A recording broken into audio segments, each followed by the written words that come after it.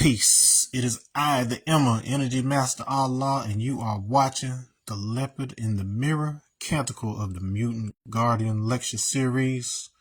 If you don't already have that book, make sure that you go ahead and grab that on Amazon so you can catch up on episode 12, still in book 1, The Descent of Knowledge, and this is Canto X, Cipher, the Breath of the Infinite. As always, I am recording these live on Facebook first, and then I am uploading them on YouTube. So if you haven't already, make sure that you hit that subscribe button, hit that like button, leave a comment if you have any questions or comments about a particular canto. And so without further ado, we're going to go ahead and get into this thing. I will read it, then we will go through the canto. Here we go. Canto X, Cipher, the Breath of the Infinite. The world was a circle long before men called it home. Before a word was spoken, the silence already knew its shape. Cipher, the number before numbers, the mother of measure, the breath between knowing and being. I saw it everywhere. In the sun reflected on the pond where my son had crossed. In the curve of my wife's back as she bent to pick up what love had left. In the wide eyes of my daughter who traced invisible halos in the air when she laughed. Everything was one motion, seen from different angles. A drum skin trembling, a galaxy spinning, a thought unfolding. The Guardian spoke again, this time in rhythm. Cipher is not the end, it is the return. All knowledge circles home. Every word you've written returns to its origin in silence. I stood where the storms had passed, and the pond was still. It looked less like water and more like memory. Its surface was a page on which light was writing itself. I knelt, and the reflection knelt with me, a man within a man, a circle within a circle. And I said aloud, though no one was near enough to hear, the truth is not hidden, it is whole. Around me, the world exhaled as one vast organism. Ants rebuilding their colonies, children returning to play, the wind moving gently through leaves, like fingers through prayer beads. This was justice fulfilled, not the penalty, but the balancing of motion. To be equal with life was to see no part of it as lesser. The cipher closed around me like a horizon that had learned to breathe. Its boundary was made of questions. Its center was made of love. When I inhaled, I could feel the universe expanding. When I exhaled, I could hear it return. This, then, was the secret, the wise concealed in riddles. The zero is not nothing. It is everything, resting. I rose into the day's new silence and felt no need to call it peace. It simply was. The circle complete. The man remembered the word made rhythm again. All right. Bring that back to the top. Okay, let's talk about it. So this is Canto X. So this is actually the last canto of book 1. There's 3 books. I guess the Leopard in the Mirror is one physical book, but within it is 3 books. It's a 3-part canticle, and this is the last canto in this particular book of the Canticle. All right, it says, the world was a circle long before men called it home. Before a word was spoken, the silence already knew its shape. So, Cipher in the supreme mathematics is a person, place, or thing. A circle consisting of 360 degrees. Completion. Okay. So the numbers cipher, it doesn't have as much distinction as the letter cipher has in the supreme alphabet, because the alphabet builds upon the foundation of the supreme mathematics. All right, so within the culture, before it was used as hip-hop slang, the gods used the term cipher to describe not simply a person's surroundings 360 degrees around him, but it is a manifestation of his own essence. The space he occupies is ultimately filled with the essence of who he is.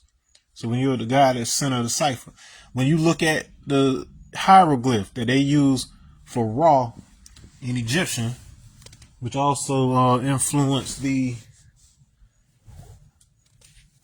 kanji character for the sun in Chinese, but you've seen it circle with a single dot in the middle. This is the God standing at the center of his cipher. All right, so you've got this concept called the Hubble sphere. So you are essentially the center of your Hubble sphere, because you can see spherically a specific distance from where you are. Your eyes only work they can only see but so far. And you can see that far in all directions. So the extent of what you can see in that particular example is your Hubble sphere. So if you imagine this, instead of it being a 2D circle with that 0-degree point in the middle, try to imagine this as a 3-dimensional sphere. All right. And so you're at the center of that cipher, right?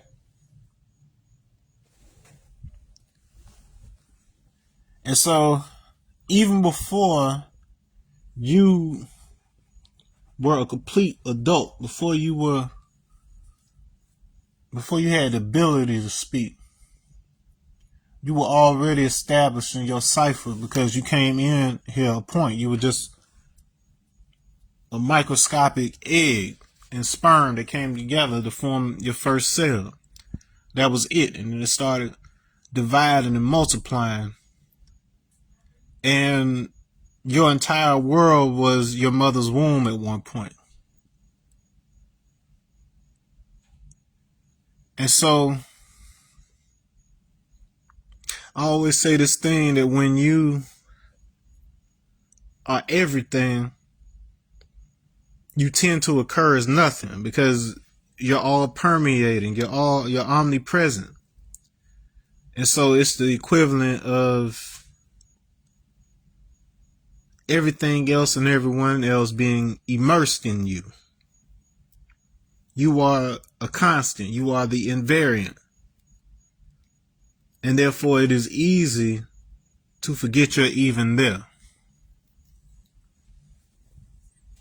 And so there's a sort of silence that is afforded by the filtering we have when something is ever present. Because your body, like your blood moving through your body, your heart, all of that is constantly making noise. You can hear it a little better like during the time you're trying to lay down and go to sleep, all of that. But for the most part, you don't hear this because you've got a part of your brain that actually filters all that extra noise out, so it can prioritize, collecting sound information from your external environment. All right, so just keep that in mind. Cipher, the number before numbers, the mother of measure, the breath between knowing and being. The number system could not work. You could not have a digital system on which to really build computers and everything else had people not rediscovered the function of the cipher, realizing that what they were calling zero or nothing, it was everything but that.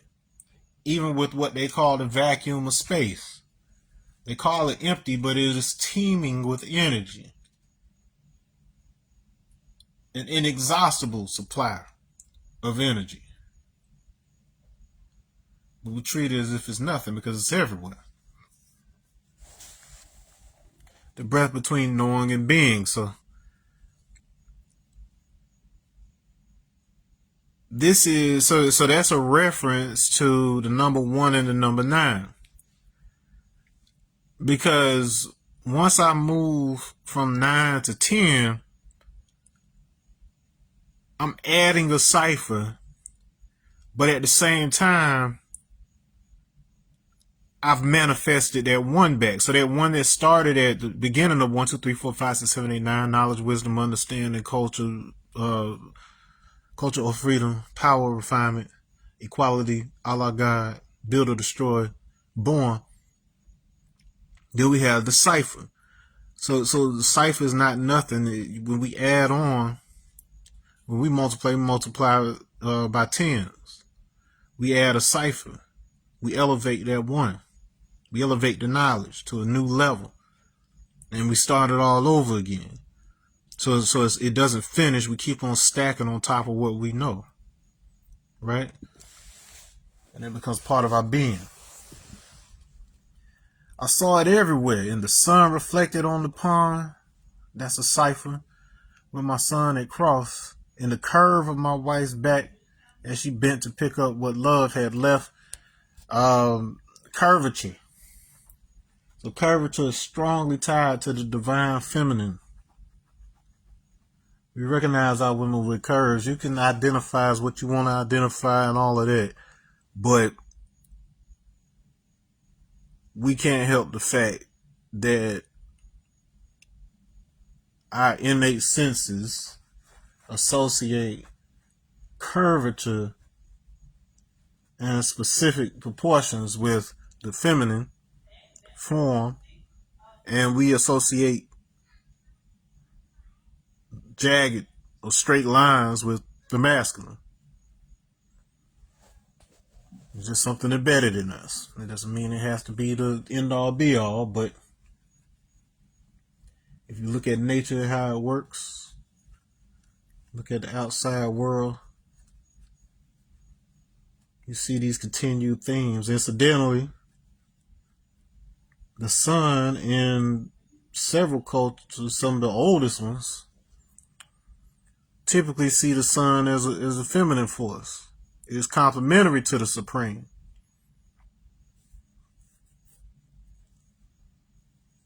That knowledge before knowledge, that essence, they consider that the masculine. So you've got like the sun, spirit, or Rushi Anyanwu in Igbo culture. And then you've got way on the other side out in Japan, you got Amaterasu.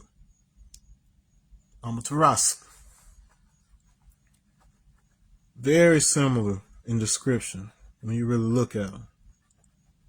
Okay?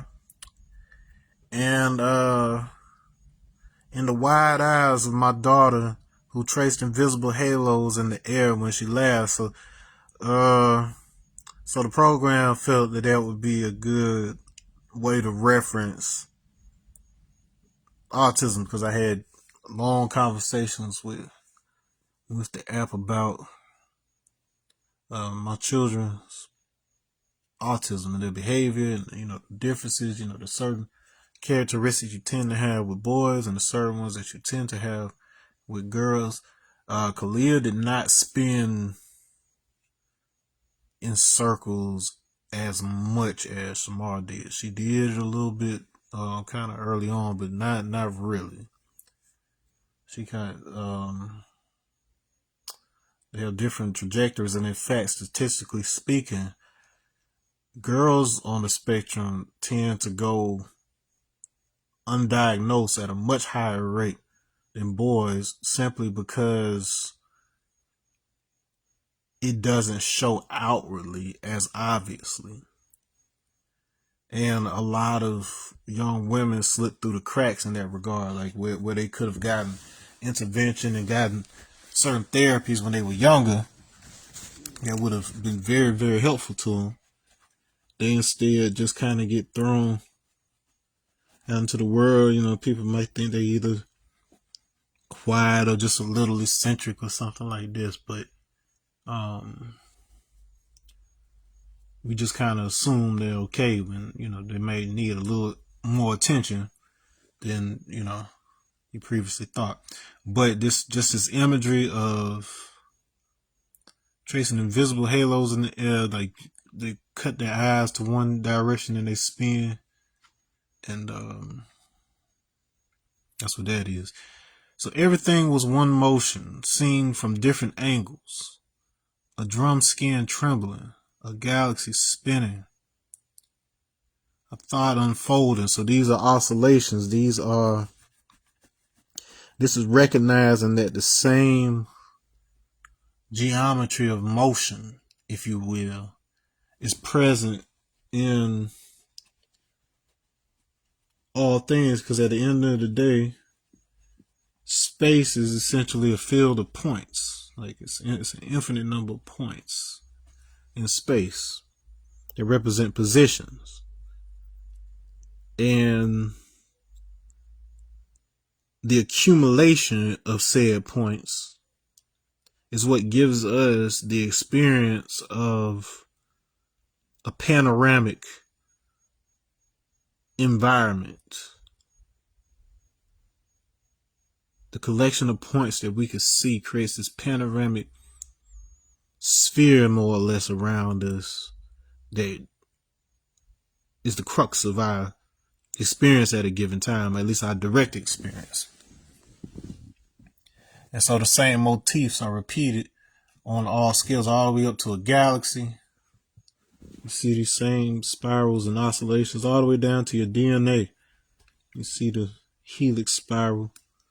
Cipher is cells. So many levels. The Guardian spoke again, this time in rhythm. Cipher is not the end, it is the return. All knowledge circles home. Every word you've written returns to its origin in silence. The origin, so on the Euclidean plane, the regular graph like you used to see in school. So you remember these? So you got your x-axis, and then you got your y-axis like this. Probably had some of this jazz going on right here. Number those joints. You remember this? You went to school, didn't you?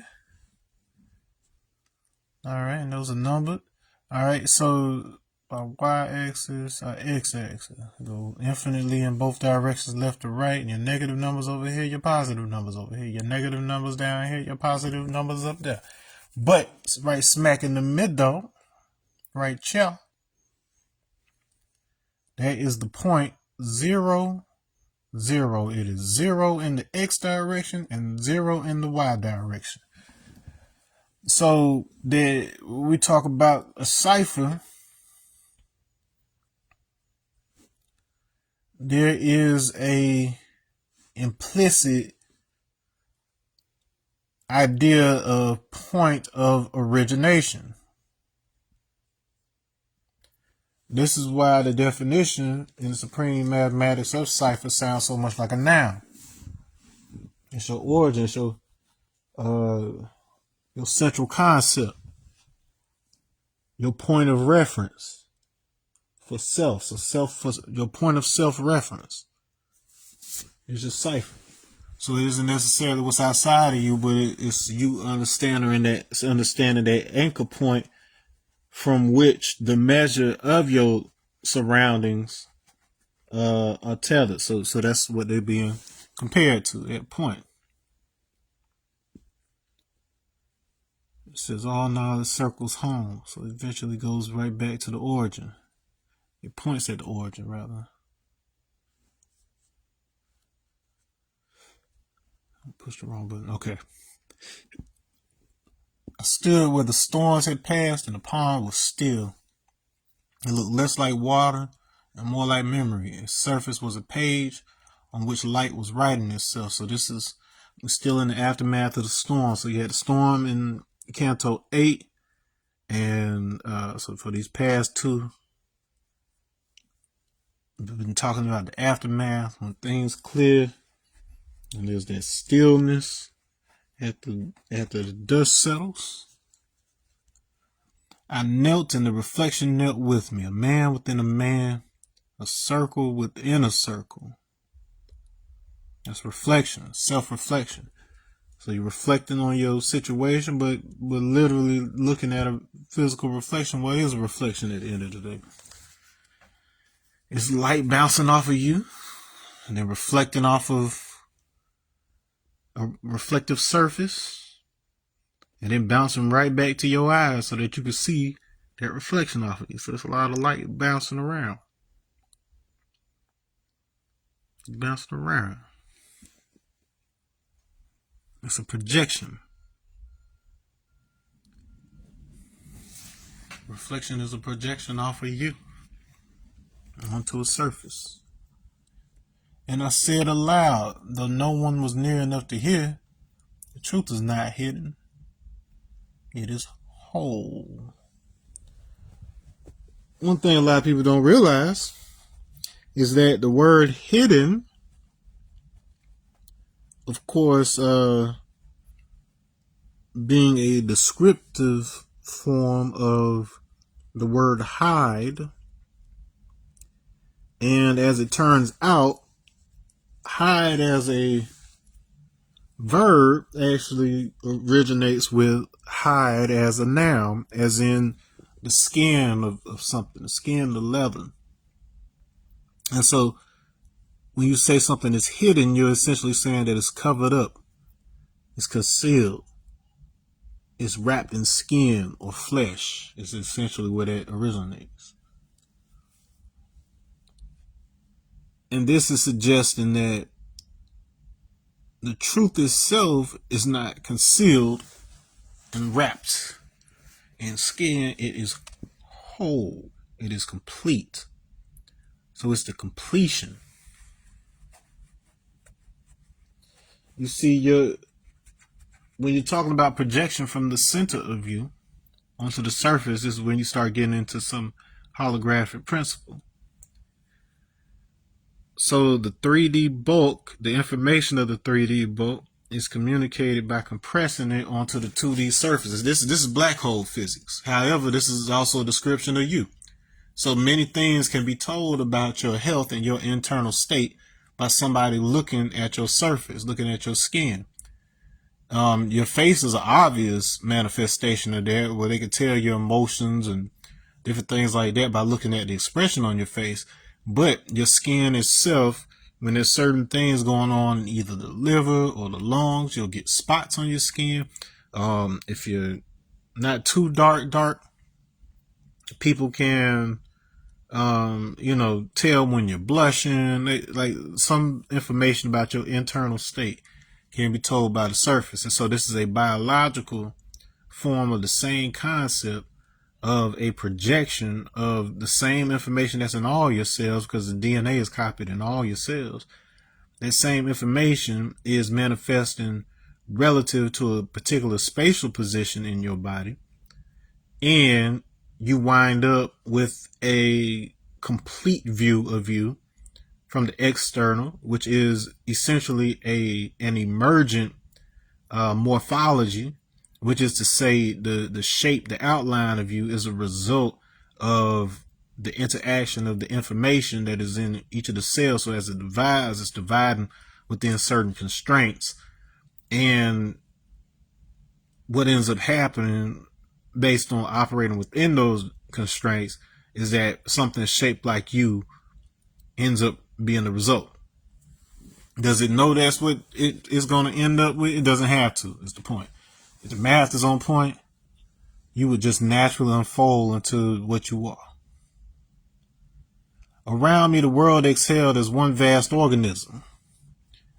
Ants rebuilding their colonies, children returning to play, the wind moving gently through leaves like fingers through prayer beads.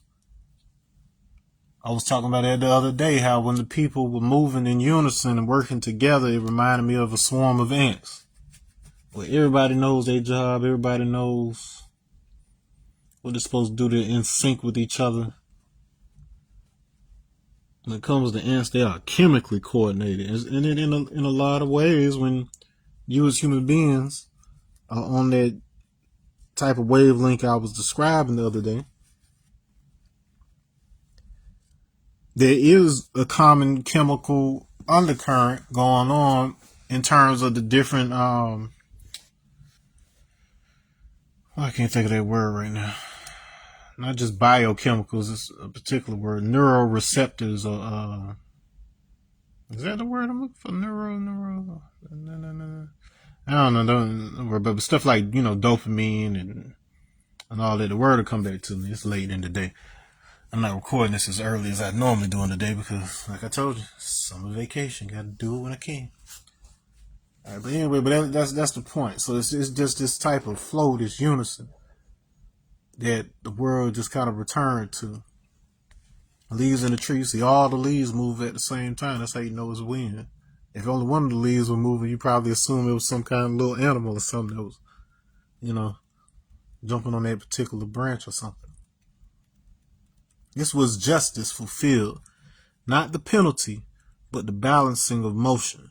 To be equal with life was to see no part of it as lesser. And so this is acknowledging that we are on the 10th on the 10th canto, and so we're using the number cipher because it hasn't been covered mostly. But what happens with the double digits as we move into book 2 is that I transition into introducing the alphabets in that particular position. So the next one, since it's Canto 11, it would be named after King, which is the 11th letter of the Supreme Alphabet. And I do this because the double digits in the Supreme Alphabet begin to give you insights into the relationships between the numbers of the Supreme Mathematics. So it basically turns those two item concepts into a single concept. And this is very intuitive and reflective of Alpha and Ifa divination, which is essentially just ancient African binary programming or decompression, if you will, compression of information, then recall and recovery of said information. A 256 parable corpus that helps them to remember all these various life qualities and lessons and be predictive of the behavior of nature and man. And I'm not saying that's what the intention was when Allah assembled this or whatever, but the system, just because of what it's built upon, it just naturally kind of manifests those same kind of qualities. Right? It says justice is not penalty. Remember, penalty is just ice. To be frozen, to be stuck in or at equality. You can't rise above that equality. So this is what we're talking about. But the balancing of motion, to be equal with life, was to see no part of it as lesser. You got to start from equality before you have something you can stand on and then be able to rise above it. And see, God is the wise man's equality.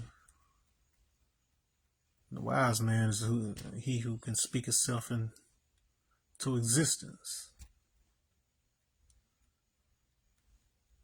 Make himself known. The cipher closed around me like a horizon that had learned to breathe.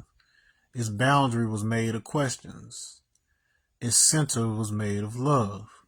So there's a few things being said there. Okay, so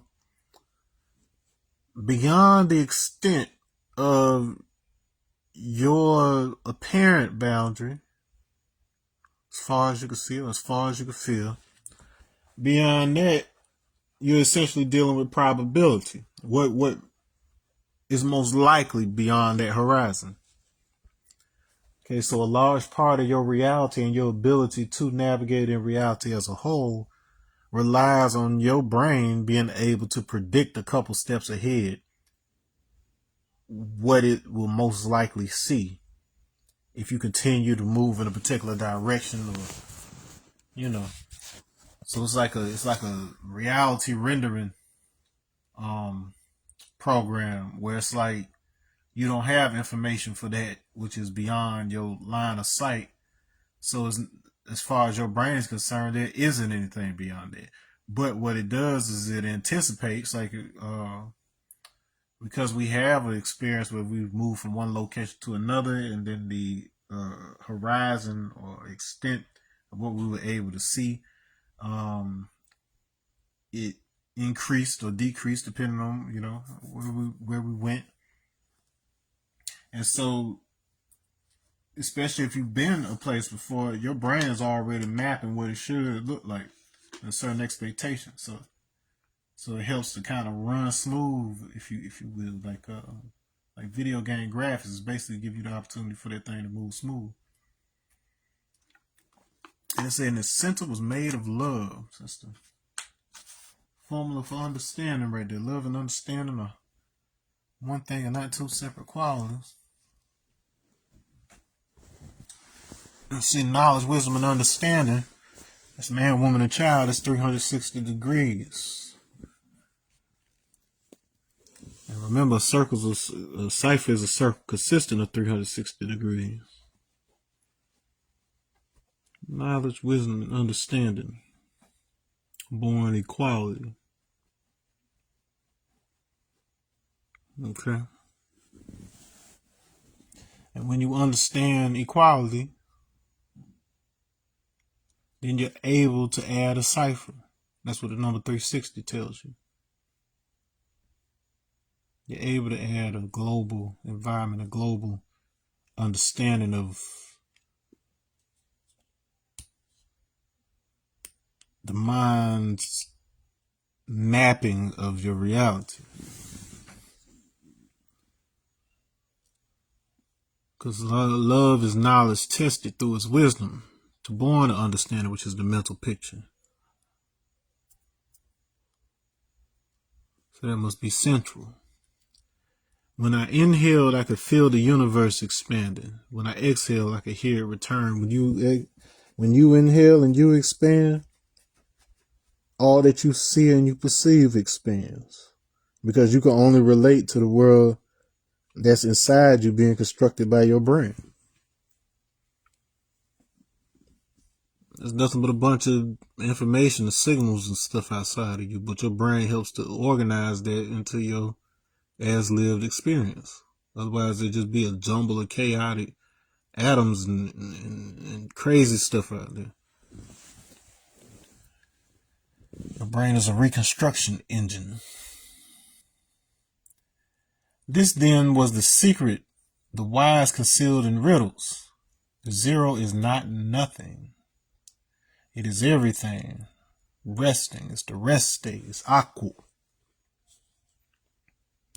It is the potential. Potential is another word for power. The potent, full of essence. The essence that informs the construction and the manifestation of the physical. I rose into the day's new silence and felt no need to call it peace. It simply was. The circle complete, the man remembered, the word made rhythm against it. It's the difference between trying to make peace or establish peace versus being peace. And peace is supreme understanding for the benefit of the whole. Remember, love and understanding are one and not two separate qualities. Hence, by you being loving, you've become a space for peace. So all of those within your cipher, that's what they experience in your presence. All right, it makes sense. All right, I think that's a wrap for that one, y'all. Okay, so when we return in the next episode, we will be going into book 2, the power of wisdom. So we just went through the descent of knowledge, which was essentially our Dante's Inferno parallel, where I'm basically descending into the darkest time of my life, just in terms of loss and pure raw emotion, all of that. And now we are moving into the wisdom, the manifestation of the knowledge we gained in the first book. All right, so on that note, I will see you in the next one, y'all.